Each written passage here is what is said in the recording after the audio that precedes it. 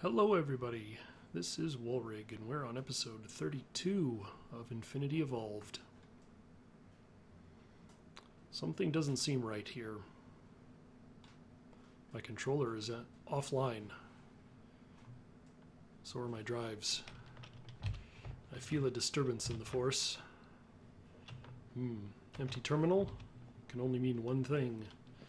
Either we've ran out of fuel, or it would appear we are full of waste. So, when we set this up, we didn't do anything to automate the insertion of fuel or the extraction of cyanide ingots, the waste product. So, by not doing that, so we've got the fuel in there, but even the input was full of waste. So that's not good. All right, we're back online and running at full steam. So I guess we'll get everything charged back up here.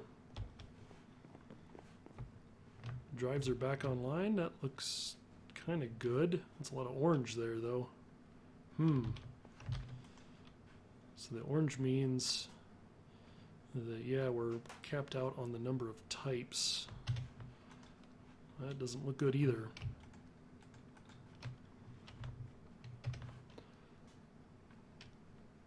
So, I think we better do something to upgrade some storage here. I've got a couple of 4K drives and a whole bunch of 1K drives. I want to kind of up the size here. I'm thinking something like the 16K drive. That's usually a good place to go to. Which of course takes 4K drives, and those take 1K drives. Let's see if we can make those. Looks like we got a 4K. I haven't taught it how to make the 16K storage component yet, so we'll go ahead and do that. And then I think it should already have the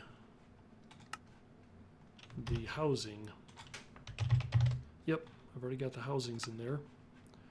So let's go ahead and make 2 of those. How am I missing Certus quartz? Oh, right. I disconnected that. Because I logged in earlier and I saw that this loamy dirt was filling up my storage. So I went ahead and added a storage drawer for that and made it the obsidian one and put the void upgrade on it. And then I needed a way to pull all the loamy dirt out of my AE system, and this seemed like the best way to do that. So I need to get that storage bus back, which I believe I put in here. Bingo. Go ahead and pop this off of there for now. Put that on there, and that should start sending items in. Good. Put our storage bus back on there. That ought to... Ooh, now we're red. Yeah, we got to fix our storage. Okay, so let's see if we can make a 16K drive. Sand. We don't have enough sand? How much sand do I have? 7. That's horrible. Is there an easy way to make sand? It's like cobblestone in the emaciator. I can pulverize cobblestone to sand. Alright. Let's grab a few stacks here and make some sand. There we go. Looks like we got everything, so we'll go ahead and get that started. That's probably going to take a little while to cook all of this stuff up, so we'll just let it go. While that's running, I want to see about making another item called a MEIO. Oops. There we go. The MEIO port. So this needs some ME drives, a logic processor. This needs engineering processors. Let's see how many I got here. Cool. I can make that. The logic one I'm probably going to have to craft. Go ahead and let that run. Oh yeah, see, I can't even put these back in. I can put some things back in and other things I can't. So when you're looking at storage, there's two numbers on here, and the first one being the total amount of bytes on the drive, and the second one being the number of different types of items it can store. And so as you can see, it's not so much the bytes that we're running into an issue of, it's the types of items. And a few of these are full, like this one's full up, so it's actually spilled over into another one. So my hope is that by going to larger drives, I can fix both the type count and the storage count at the same time. Yep, that's just going to run for a while. So is this. Good grief.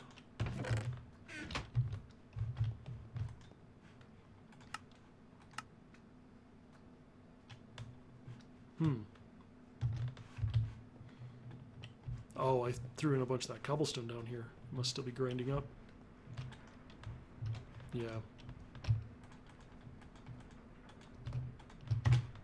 Alright, let's get this stuff out. We got all the sand we need right now. I'm going to have to work on sand production here, surprisingly.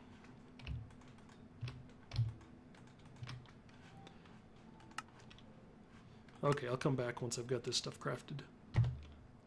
Okay, there's my MEIO port. So this is a nice little piece of machinery that we're going to use to rearrange some of our storage. So I'm going to take out all these 1K drives that I've got, and I should... Okay, I've got the 16K one. I probably need to put these back in now, actually, thinking about it. Nope, looks good. So I'm going to make one 16K drive. And I'm actually going to go ahead and just pull all these drives out, except for this one. And he shouldn't fill up. Looks good. And for now, I'm just going to come here and put this guy right there. That'll plug him right into the ME network. And there's a couple of different modes that this can work. So we can see our operation mode here, move to output when empty. So I can put drives in over here, and I can move them over to the output when they're done, and I can transfer into the network or out of the network. So if I take these 1K drives and I just throw them in here, let's even take the bigger ones too, we should see that they start to fill in. And that probably already filled up my, 63 types. Okay. I was hoping to get more run through than that. Let's see if we can get any of these other ones emptied out. I was kind of hoping to get more than one emptied, but looks like we might have to make a few more 16K drives. So let me grab these back.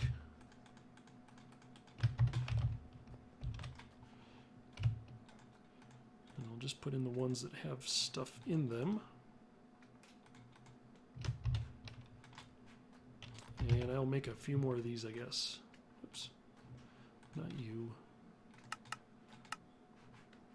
More sand. Alright, back in a minute. Okay, while I'm waiting for the sand to pulverize over there, I was just thinking I can probably do something to get this set up a little bit better so that it will automate. And so what I'm going to do is actually come over here and pop this piece off. And we'll go ahead and pop this piece off too, just for clarity. And then I'm going to put this piece of dense cable right there. And that should reconnect everything that way. If I hang this, let's see. Let's put this cable anchor here. And that way, when I put the smart cable on this, it won't connect this way. So then I'll actually end up using two different sides of that dense cable. Because if you remember, the dense cable can run 32 channels off of it. So we see we've got 8 channels in use now. And if we want to, just for a little bit of clarity, we'll put another piece of smart cable in here. And we should see that our channels light up there. So 6 and 2, beautiful.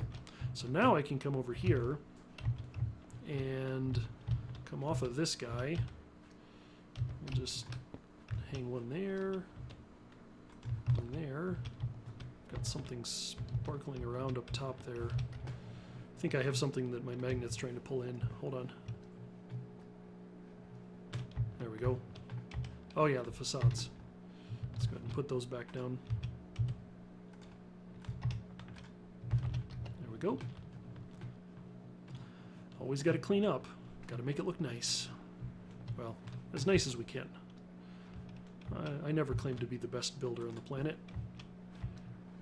Let's see. This is getting ugly, ugly. But there. So now we've got that set up, and I believe I've already gone and crafted a few items. Maybe. Oh, there's an export bus, so that'll get me part of the way there. And some yellorium blocks. So on this side, that's the input of the reactor, so I will tell it, for the ME export bus, I will tell it to export yellorium blocks, and that's going to slowly just keep that full. So that way we've always got our fuel coming in. Oop, if I could type. No, I didn't just have a stroke, I swear. And we'll make an import bus next, which fortunately looks like I had all the items for. And we'll slap that on here, and this should start to pull in the cyanide. Perfect. So that way, fuel goes in, waste comes out, everything gets stored back into the system. That should keep this guy from filling up again, which is great. Looks like we're still grinding, so I'll be back in a minute. And there's our 16 storage components. Now, I'm not going to go and make the housing for these, because what I can do is take these empty ones, it's like these 1K drives, and I can pull the storage component out of them, and when I do, I get the housing from those back. So I can turn around and put the 16K drive into that housing. So pretty handy. So let's grab all these 1K. 16Ks up there, 4Ks down here. There we go. And see if we can get another one to empty out. Cool. Looks like we might only get one at a time. That's all right. Because as you see, we're getting the 1K storage components back, and so we can actually use those to recraft the higher tiered drives again. So that one goes in, that one comes out. Yeah, this really is just all about the number of types that I can put in here.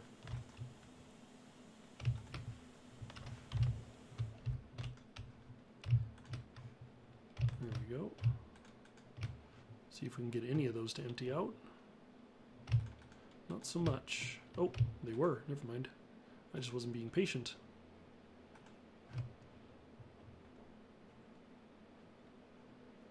Oh, nope, they're done. Maybe. One of them was counting down. I swear.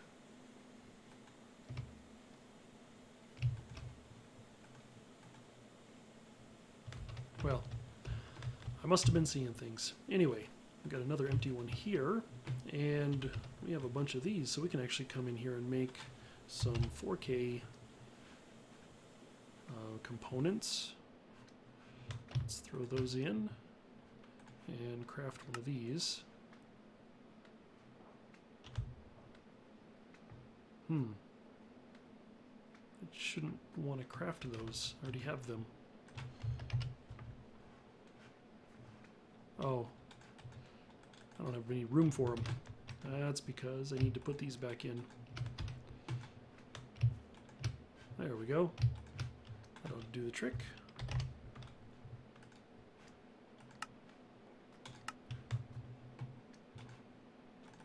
That guy and this guy.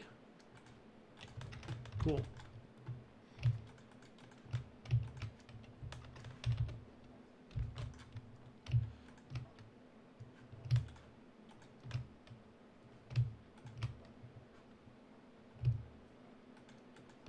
Just about got them all emptied. Well, that's something I'll continue to work on.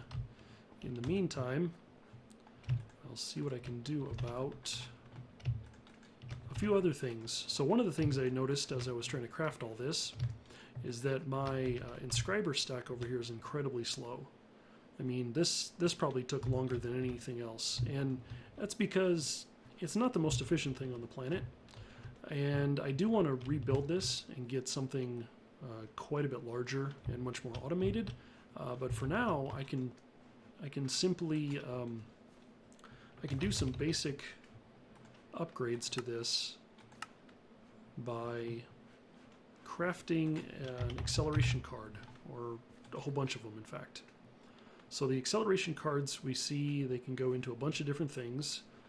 It takes an advanced card and a Fluix crystal. The advanced card is like that, which is why I was crafting one of these, and now you can see what I mean by this is a pretty slow operation, because it takes some time.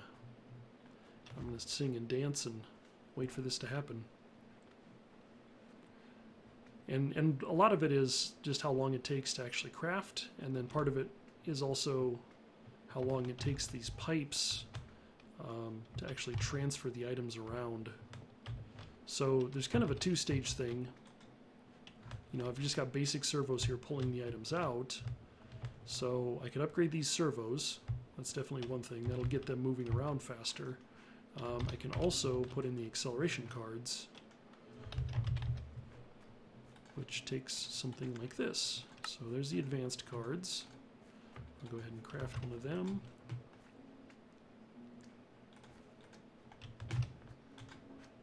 And see how we're doing on pure crystals.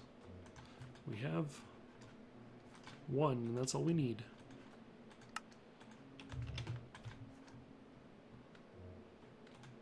Perfect. So now we can queue up some acceleration cards. Say, I don't know, about 10 of them. And we'll let that run. In the meantime, what do we got? 1, 2, 3, 4, 5. We've got 5 servos in there. Let's see what we've got for servos to replace it. So these signalum ones, these move pretty fast. Let's see if we can make some more of those. I can. Cool. Perfect. So I will just go ahead and pop these all off of here and replace them with some faster servos.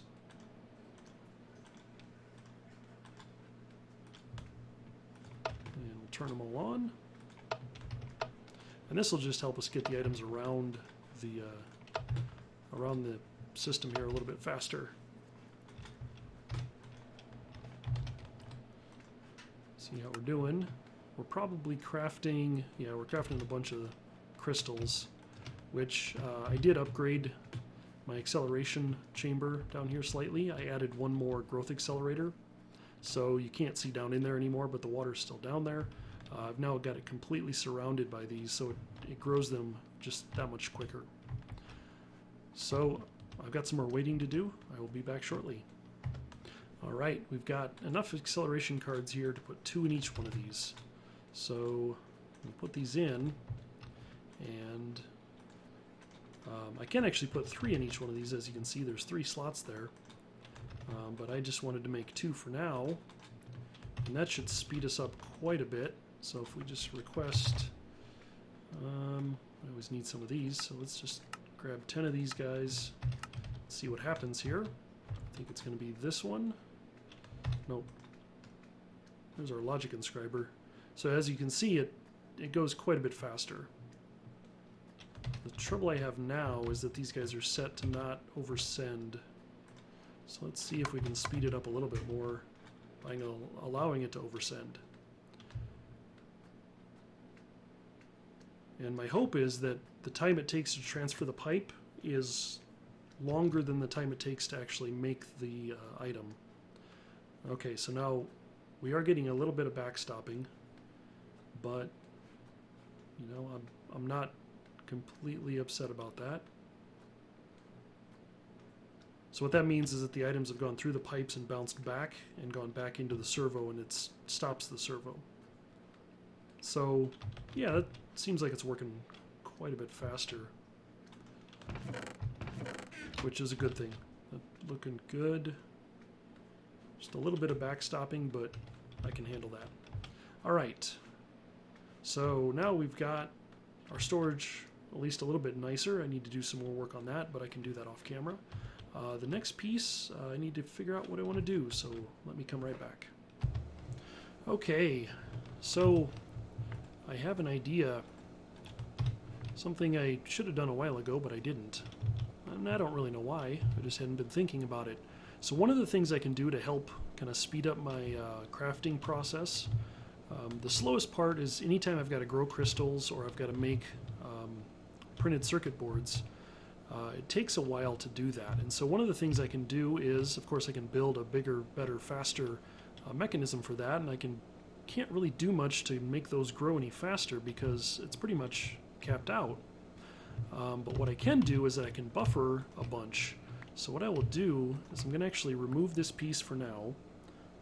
I'm going to take an interface, and I got the smaller interface just by putting it in a crafting grid like that, and I get it shrunk down so that it's a multi-block piece, and I can slap that one on there. And then what I can do is, through the power of applied energistics, I can slap a storage bus on here, and then I will connect this back up. And what this does is this storage bus then can see into this interface.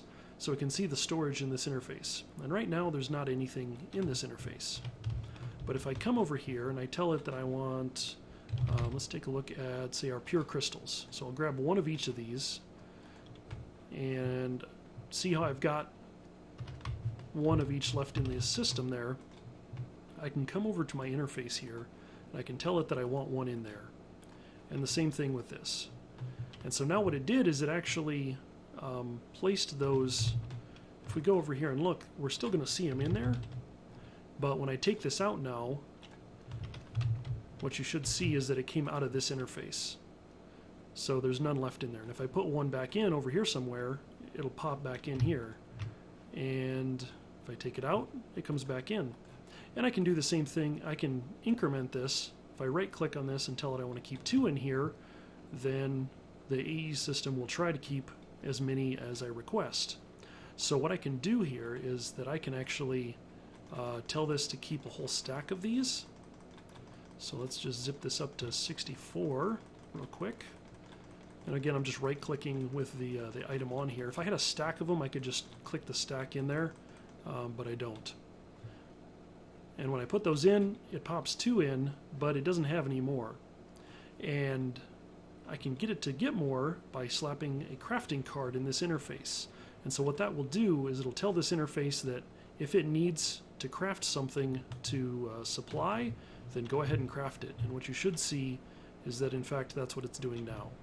So it's pulverizing those. You should see this light up here shortly. And there it goes. So now the growth accelerator is running, and it is going to fill this up with 64. And I can go ahead and do the same thing with all of my processors.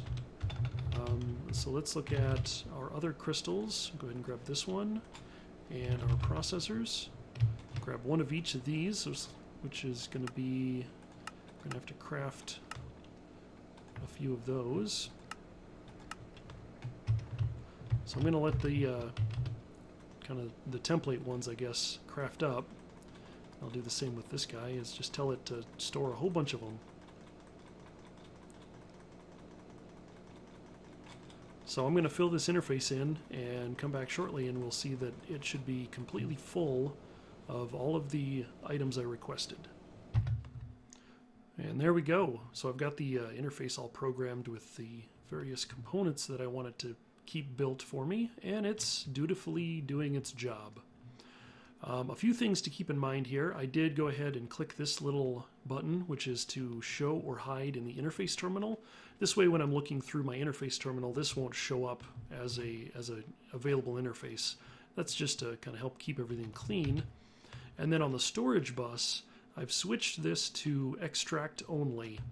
And the reason for that is that I don't want items going into storage here. Because this interface is, technically these are available spaces in storage. So I don't have these programmed, but if, say, my storage gets full again, the storage bus would then try to place items into here, and that would just kind of be a nuisance. Once the storage was available, they'd come back out, but it would kind of look ugly. And then too, if one of these were to get emptied out and get filled back in with something other than the item in it, it could kind of screw up the whole process. So to alleviate that, I just make sure that my storage bus is in input-output mode, is in extract only. And that should be the only thing I have to do. Let's see. Yes, items that cannot be extracted would be visible. Only extractable items. Yep, that looks good. Okay, so that is going to do its thing. Let's see how we're doing here. Yeah, this guy's going to be crafting for a while. Very good. One of the other items that I came across was, of course, I keep running out of sand, and I have a recipe for glass, but it's kind of taking up an extra space here, and I can make glass a lot easier. So what I want to do is actually start by making a subnet to do just crafting of glass and sand. So I'm going to need a few parts here, and I've already started getting a few of the pieces. I need to get a few more. Let's see. Let's go ahead and get a couple of storage drawers. All right. Let me get all the pieces, and I'll be right back. Okay, I think I've got everything I need. So I've pulled a cable over to here and just run it down into the ground. And onto that, I'm going to put a storage bus. That storage bus is going to look into a drawer controller, and that drawer controller is going to have on top of it 3 drawers. So of course we know how this works. The AE system can see into those drawers. I can see just fine. So the next thing I'm going to do is I'm going to dig down a little bit here,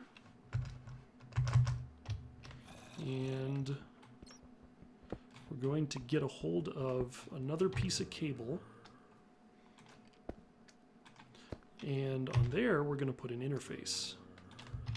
Like, no, let's make it a small one, like so. And in that interface, I'm going to tell it I want to keep a whole bunch of cobblestone, about a stack.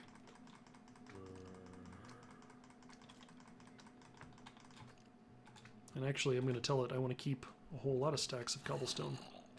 About that many, in fact. That way we've just got a good, nice supply of cobblestone here. And what we're going to do is we're going to use that cobblestone then we're going to grind it up, and we're going to turn it into the various components that we need. So let's go ahead and cap that off. Nope, I want to keep that open. A lot of this, I've got to figure out spacing of things and such. So we want to item duct off of there. Oop, heard an Enderman die. The other thing we're going to need on here is we're going to need some power. And you know what? I could run a bunch of power conduit. I could tap in. I should have some power conduit under here. I could do that, but you know, we're playing with AE2, so let's see if we can't do this a little bit more interestingly. So let's go ahead and take these off, and let's go down another level here. And this time I'm going to grab a point-to-point tunnel, and I'm just going to, let's see, I'm gonna need to program it. So this is our standard point-to-point tunnel, but if I take it, I think I can use this fluctuating item duct. And if I shift right-click, nope. I just need to right-click it, I'll bet. Maybe I need a regular leadstone or something. You might not know what I'm trying to do without the right pipe. So if we get a leadstone pipe, there we go. Connected. Now if we look at it, the peer-to-peer tunnel says that it does RF. And the nice thing with RF is that we can now pipe our power around our base just on our AE network. So if I connect this here, we see that the conduit connects up and the point-to-point is ready. I'm going to now shift right-click this to save my settings. So make sure I haven't overloaded any channels here. I don't think I have. Nope, that one looks good. This one should have a couple of extras. Good. So we'll go down here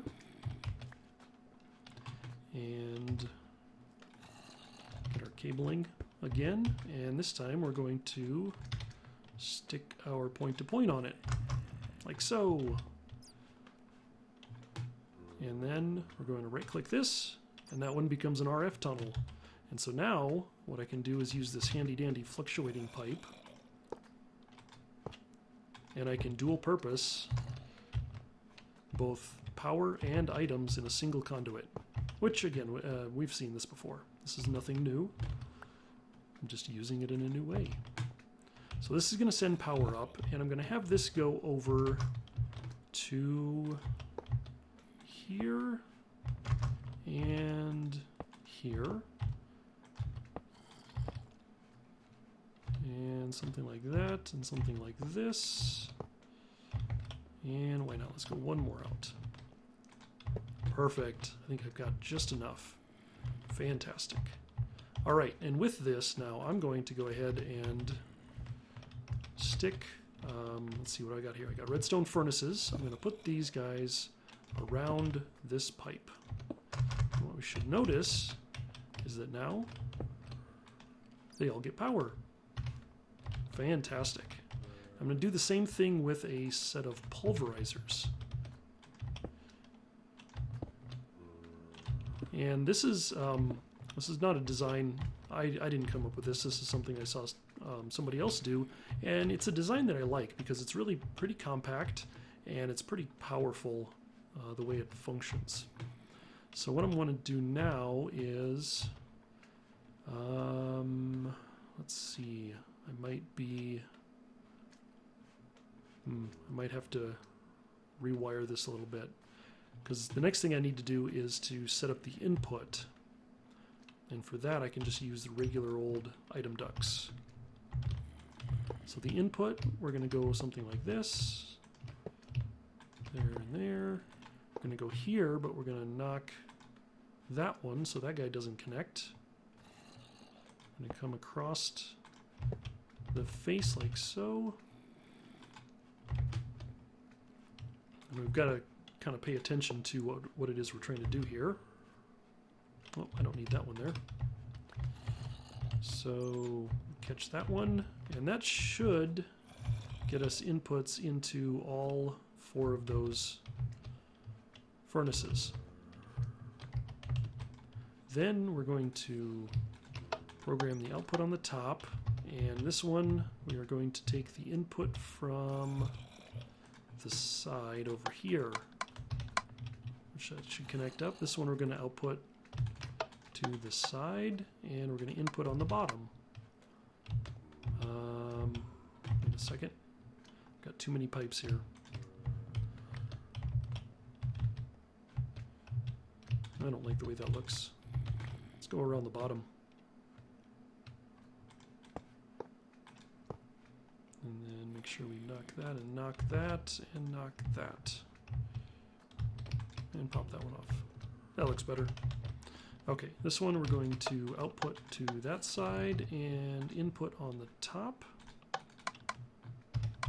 And this one we're going to output on the bottom and input on the side. Okay. So let me go ahead and get the pulverizers wired up in a similar manner, and I'll be right back.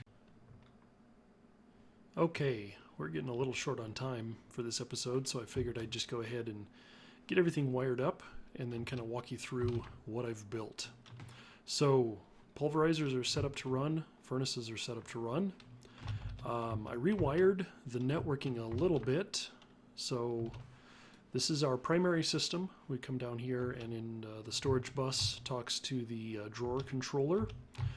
We then have this primary leg continues on and goes over here to our point-to-point tunnel, and it also has our interface there. So that interface we have mostly full of cobblestone, and that's so that this subnetwork can pull out cobblestone and do various things with it. Then, if we look at this, we have the quartz fiber here. This is a way of connecting two networks together so that they don't pass their data. So this just allows the power to go through. So this is a different network than this one, which is why I've got the anchor here to block these two from connecting. So on this network, I've got an export bus that goes over to the drawer controller, and that's set up right now to export stone. And I've got it set up with a crafting card, a capacity card that gives me the additional 4 slots, and then 2 acceleration cards, and that's just to help speed up the process. And to give you a case in point, this was completely empty just a few minutes ago, and now it's completely full with 2048 stone blocks. So that is done by these 2 interfaces here. So this is kind of a complicated little mechanism here. See if I can get a good visual on it. So we've got the 2 interfaces that are talking to these chests. So on this one, I've got the stone set up in the patterns, and this one I've placed the sand pattern. Then I have, facing the interface from the primary system, I have a storage bus. So the storage bus doesn't pass data through it. It just allows me to see into the other system. And then I've got my crafting controllers here, or my crafting CPUs, to actually handle the work of doing the crafting. So if we set this up, and we go over here and put in the sand, what we should see is that we're going to start to get cobblestone flowing into this chest. And that's coming from this export bus is trying to export sand, but since there's no sand in the system, it sends the signal to craft it, which it does very handily. And that's going to come back around and feed into this interface, which once it goes into this interface, this export bus can grab it, and we see our count going up. So pretty simple, really. I mean, this is, and it's fully automated. And it's a completely separate subnet. So I have a total of 8 devices on here. I just saw something come in. So gravel's going to show up in this occasionally. So I'm going to need another drawer to put gravel in, it would seem. I hadn't planned for gravel, but that's okay. I can put a drawer in there. Oh, I don't need 18 of them. The other thing I've done with these, let's see what I get. The other thing I've done with these drawers is that I've locked them. So what this does is it allows the drawer to keep whatever's in it. There we go. So this is done just with a simple key, and the key is pretty easy to make, just some gold and a template. And all you do is right-click it, and it gets the little lock symbol on it. And now if I take all the items out it still remembers what it's supposed to have in there. And I'll just go ahead and tell it to put the gravel in there. So that's really about it. This is going to work well, and this system is, like I said, fully automated. I wanted to show you, I do have the maximum number of devices on here. So we've got the export bus and the interface, so there's 2. We've got 2 interfaces and a storage controller, so there's 3 more. That gives us 5, and then 6, 7, 8. So there are no more channels available on this network. But that's fine because it's a subnetwork. It's really just designed to do one thing, which is to craft all my stuff. So anyway, that's how it works. But like I said, time for me to wrap up this episode. This is Walrig. Thanks for watching, and I will see you next time. Bye-bye.